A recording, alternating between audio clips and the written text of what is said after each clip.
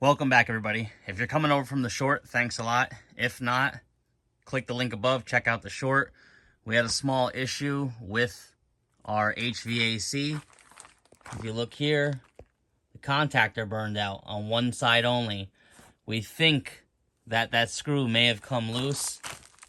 See, it burned the end of the wire there, and the other side just got hot. So we're gonna have to cut this wire back and replace the contactor.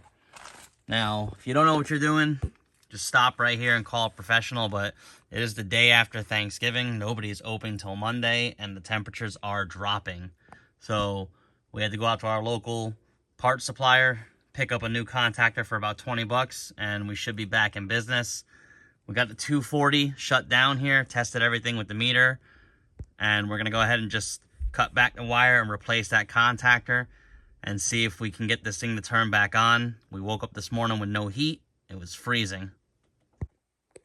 What we ended up doing was cutting back the burnt wire to a point where it wasn't burnt anymore.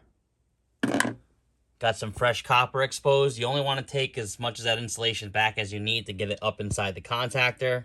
Again, that was the old contactor there. See, the one side just burnt out, only one side.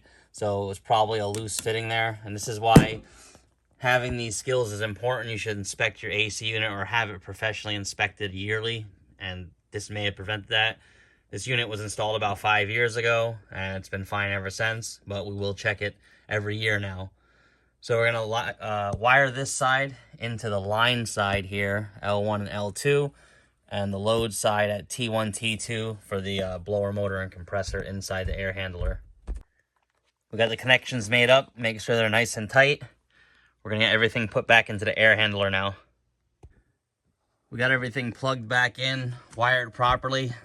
Triple check everything. Make sure all your lugs are tight. Everything is routed neatly. And then we can start applying power back to the system and see what's going on. Okay, we verified everything did turn on properly. The thermostat is on. We called for heat, so we'll wait to see what happens. The thermostat's back on. It's 68 in here. Waiting to see if it clicks over. Alright, the air handler just came on, so now we're just going to watch for heat, check the wires, and make sure nothing else is getting hot or burning up down here. The unit started up. It's 69 in here right now, so it came up 1 degree. Auxiliary heat is on. We want it to run and make sure that nothing else is going to burn up down there. Auxiliary heat has turned off. It is 73 degrees in here. We called for 73, so the system seems to be working. We're gonna go downstairs, open it up, and check everything one last time. We rechecked everything, touching the breaker here, and now everything's off. Touching the breaker and the contactor, nothing is abnormally warm. We rechecked the tightness on the lugs, everything is good.